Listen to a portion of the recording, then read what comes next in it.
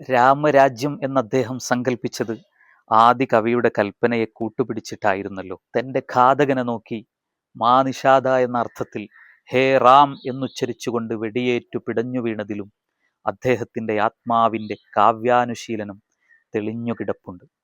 വെടിവെച്ചയാളുടെ രാമനും വെടിയേറ്റയാളുടെ രാമനും രണ്ടായിരുന്നുവെന്ന് ഇന്നു നമുക്കറിയാം. ഗാന്ധിജി സങ്കല്പിച്ച രാമരാജ്യമല്ല പുതിയ കാലത്തിന്റെ സങ്കല്പ രാജ്യമെന്നും പിന്നെയും പിന്നെയും ഏറെ ഇഷ്ടത്തോടെ ഞാൻ വായിക്കുന്ന ശ്രീ സുഭാഷ് ചന്ദ്രൻ എന്ന വലിയ എഴുത്തുകാരൻ്റെ മാതൃഭൂമി ആഴ്ച പതിപ്പിലെ റിപ്പബ്ലിക് ദിന സ്പെഷ്യലിൽ അക്ഷര റിപ്പബ്ലിക്കിൽ അദ്ദേഹം എഴുതിയ വാതിൽ നിന്നുള്ള ഏതാനും വരികളാണിത്.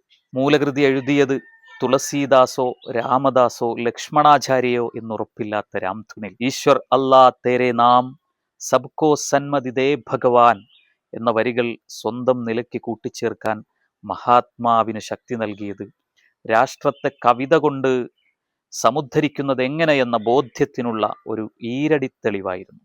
അതെ, അദ്ദേഹത്തിന്റെ റിപ്പബ്ലിക്കിൽ പോയറ്റിക്സിനും സ്ഥാനമുണ്ടായിരുന്നു. എത്ര മനോഹരമായാണ് അദ്ദേഹം മഹാത്മാവിനെ ഇങ്ങനെ വരച്ചിടുന്നത്. സൂര്യനെപ്പോലെ ജ്വലിച്ചു നിന്ന ഈ മനുഷ്യനിൽ നിന്ന് പ്രകാശ സംശ്ലേഷണം സാധ്യമായ വ്യക്തികളായിരുന്നു അക്കാലത്ത് നേതൃനിരയിൽ നിറഞ്ഞത് എന്ന് നെഹ്റുവിൻ്റെയും ടാഗോറിൻ്റെയും ഒരുമിച്ചുള്ള ഒരു സന്ദർഭത്തിന്റെ ചിത്രത്തെക്കുറിച്ച് പരാമർശിച്ചുകൊണ്ട് സുഭാഷ് ചേട്ടൻ വിവരിക്കുന്നുണ്ട്. മനസ്സിൽ നിന്ന് മനസ്സിലേക്ക് കോറിയിടുമ്പോൾ എഴുത്തുകൾ വലിയ ആകാശങ്ങൾ തീർക്കും. അങ്ങനെയുള്ള അപരിമേയ ആകാശങ്ങളിലേക്ക് ഞങ്ങളെ നയിക്കുന്ന എഴുത്തുകാരൻ സുഭാഷ് ചേട്ട, നന്ദി, 1000 നന്ദി.